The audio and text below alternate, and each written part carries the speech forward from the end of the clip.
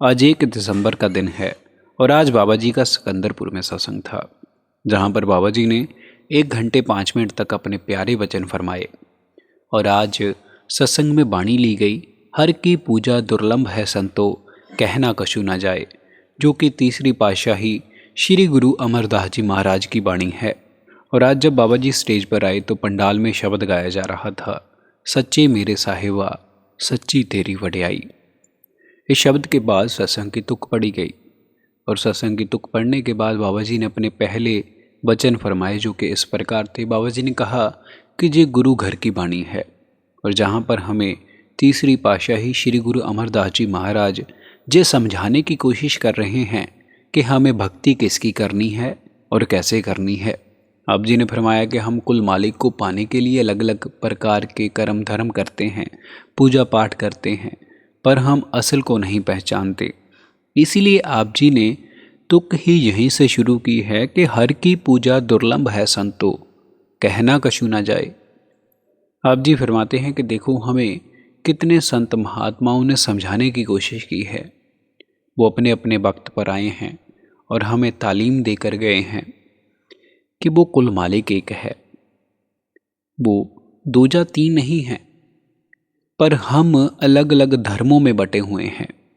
हमने अपने आप को अलग अलग जातियों में धर्मों में बांट लिया और एकता से दूर हो गए।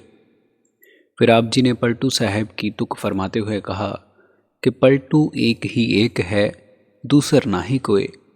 आप जी ने फरमाया कि देखो जहाँ पर सब कुछ वो एक ही है, दूसरा कोई नहीं है।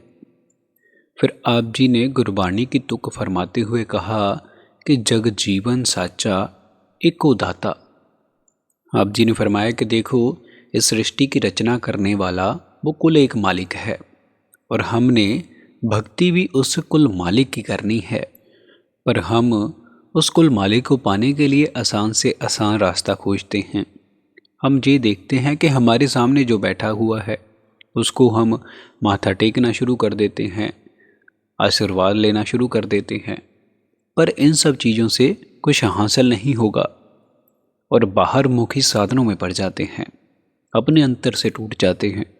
पर हमें परमार्थ में जो कुछ भी हासिल होना है वो अंतर से हासिल होना है, बाहर से नहीं।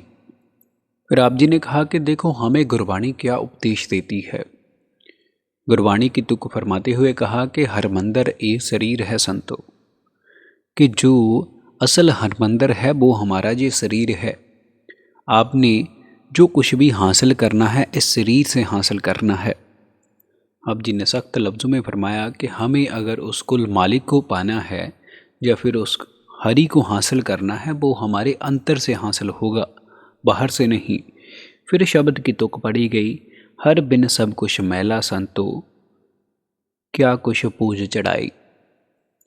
आप जी कहते हैं कि जब भी हम अपने रिश्तेदारों के जहाँ जाते हैं तब हम सोचते हैं कि हाँ साथ में कुछ मिठाई होनी चाहिए या फिर कुछ तोहफा होना चाहिए। इसीलिए जब भी हम इसी भावना के साथ मालिक के दर पर जाते हैं, परमात्मा के दर पर जाते हैं, तो सोचते हैं कि साथ में कुछ लेकर जाना चाहिए। आप जी ने फरमाया कि देखो ये चीज़ें सब हमें उस कुल मालिक ने दी हैं। ये धन दौलत पुत्र धी ये जायदाद सब मालिक की बख्शिश है। अब उसकी चीज़ तो हम उसे नहीं दे सकते, उसे क्या दे सकते हैं। आप जी ने फरमाया कि जो आपका अहंकार है, आपकी मैं मेरी है, ये आप अपने मालिक को सौंप सकते हो। आप जी ने जैसे इस तुक में फरमाया कि है कि हर बिन सब कुछ मैला संतो, जहाँ दुनिया में उस प्रभु के बिना, उस हरि के बिना सब कुछ मैल का हिस्सा है। फिर आगे शब्द की तुक पड़ी गई, हर साचे पावे सब पूजा होवे, पाणा मन वसाई।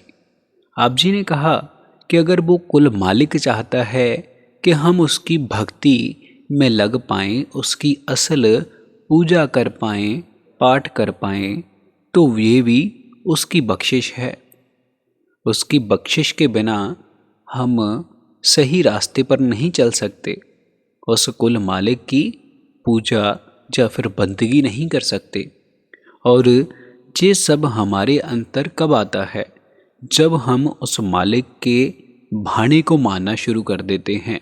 जिंदगी में जो कुछ हो रहा है वो मालिक को समर्पण कर देते हैं कि ये सब तेरी रजा है, तेरा भाना है, तभी मेरे साथ ये सब हो रहा है।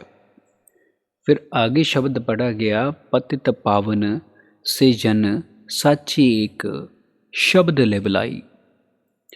फरमाया गया कि देखो, जहाँ पर वही परवान है, वही पवित्र है, वही साचा है जिसकी लिव उस शब्द के साथ जुड़ी हुई है।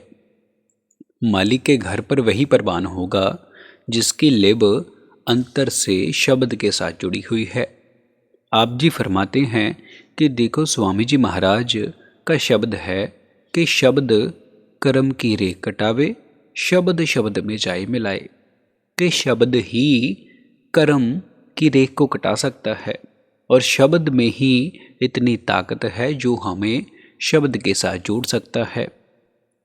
आप जी फरमाते हैं कि देखो, पूरी वाणी में हमें सिर्फ एक ही हुक्म दिया गया है, और वो हुक्म क्या है? देखो, आप जी कहते हैं कि एको नाम हुक्म है नानक, सतगुर दिया बुझाए जियो। कि आप जी ने फरमाया है कि सिर्फ नाम का ही हुक्म आप जी ने हमें इस वाणी के जरिए दिया है। फिर आप जी ने गुरबाणी की एक तुक और पढ़ते हुए फरमाया कि कहते हैं कि समृति वेद कुरान बकारन पोथियाँ, नाम बिना सब कूड़ गलाशियाँ। आप जी ने कहा है कि देखो, जहाँ पर जितनी भी धार्मिक पुस्तकाएं हैं, ग्रंथ हैं, वेद हैं, जी हमें पुकार पुकार कर एक ही शब्द कह रहे हैं कि नाम के बिना जो कुछ भी यहाँ पर है वो कूड़ है। फिर आप जी ने आखिर में फरमाया कि देखो, आप जी कहते हैं कि नानक के घर केवल नाम। आप जी ने कहा कि देखो, उसके दर पर हमारी धन दौलत, हमारी जायदाद या फिर हमारी पुत्र धियाँ नहीं देखी जाएंगी। उसके दर पर सिर्फ एक चीज़ देखी जाएगी, वो नाम की कमाई, शब्द की कमाई। और आप जी फरमाते हैं कि देखो, हमारे लिए ज़िंदगी में अनेकों कामों के लिए वक्त है, पर भजन सिमरन के लिए, नाम की कमाई के लिए हमारे पास वक्त नहीं है। फिर आप जी ने गुरबाणी की तुक पढ़ते हुए फरमाया कि सबकी सपना एक राम पर आया। आप जी फरमाते हैं कि देखो, जहाँ पर उस मालिक को छोड़कर हमारा सब कुछ है, पर वो मालिक हमारा नहीं है जिसने हमारे साथ हर वक्त खड़ना है, हमारा साथ निभाना है, हम उसी को पराया बनाई बैठे हैं। इसी के साथ हमारी आज की ये वीडियो समाप्त होती है। संगत जी, हम अपने चैनल पर बाबा जी के रिलेटेड वीडियोस, सत्संग और रूहानी साखियाँ अपलोड करते रहते हैं। अगर आपको इस प्रकार की वीडियो सुनना पसंद है तो आप हमारे चैनल को ज़रूर सब्सक्राइब करें